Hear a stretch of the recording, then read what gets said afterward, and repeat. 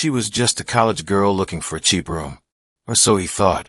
But when he discovered who she really was, everything changed. It began quietly, on a gray afternoon in a worn-out neighborhood where the rain fell in thin, tired lines over a house with peeling paint.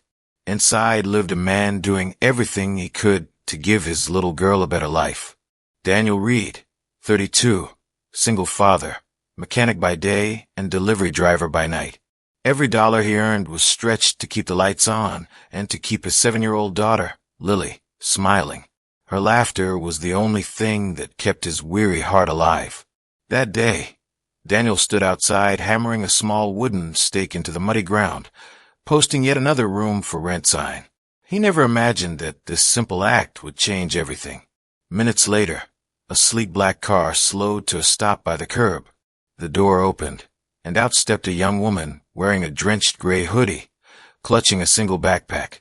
Her eyes were bright, curious, but behind them, something lingered, a quiet sadness.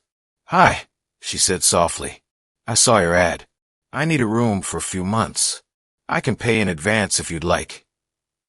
Daniel hesitated, his gaze drifting over her polished shoes, her delicate watch, both too expensive for this street.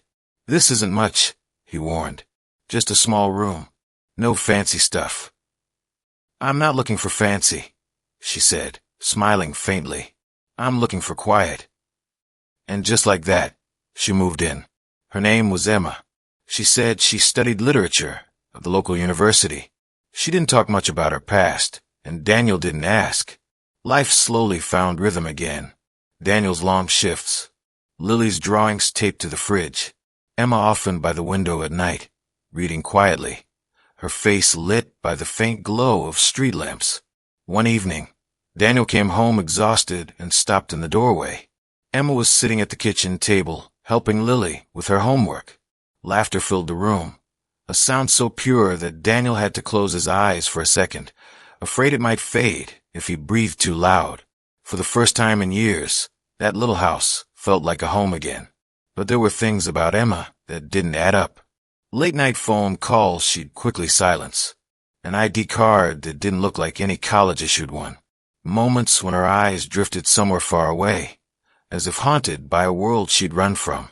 Still, weeks passed, and Emma became family, helping with chores, cooking dinner, even fixing Daniel's rusty old truck using YouTube tutorials.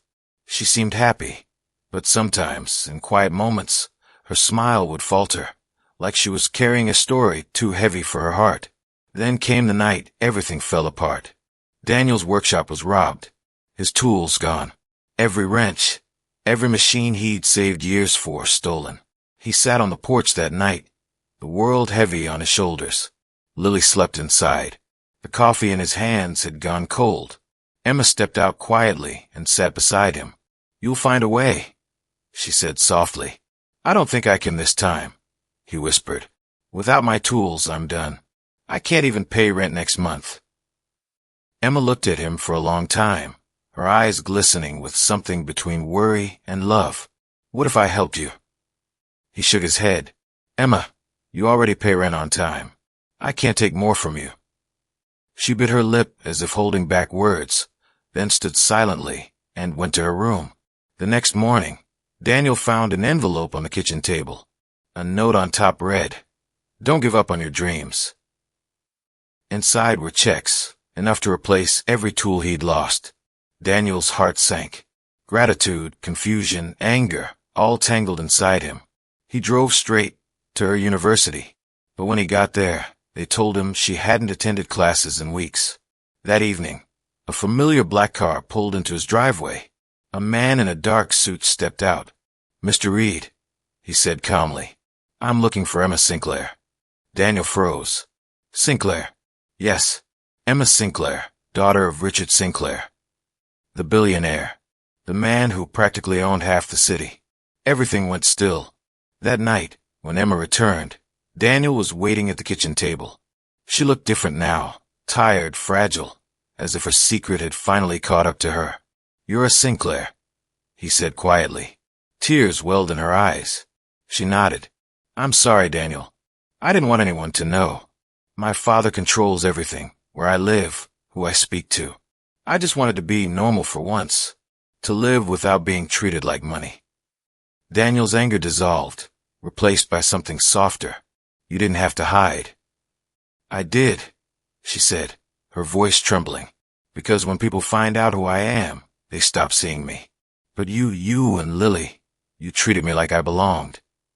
Silence filled the space between them, raw, heavy, honest.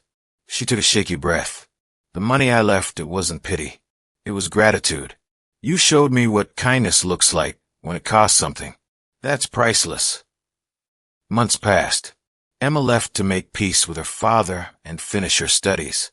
But she never forgot the little house with cracked walls and warm laughter that had mended her heart. A year later, a letter arrived. Gold seal. Elegant handwriting. Inside was a key and a note. This is for you and Lily. A new workshop. Your dream. Paid in full. Thank you for teaching me that love doesn't need luxury to feel rich. Daniel's eyes blurred with tears. Lily giggled beside him, holding the key like treasure. And somewhere across the city, Emma stood on a balcony overlooking the skyline, whispering into the night. Sometimes the richest people are the ones who have the least, but love the most. And that's how a single father who rented a room to a stranger ended up changing not just her life, but his own forever.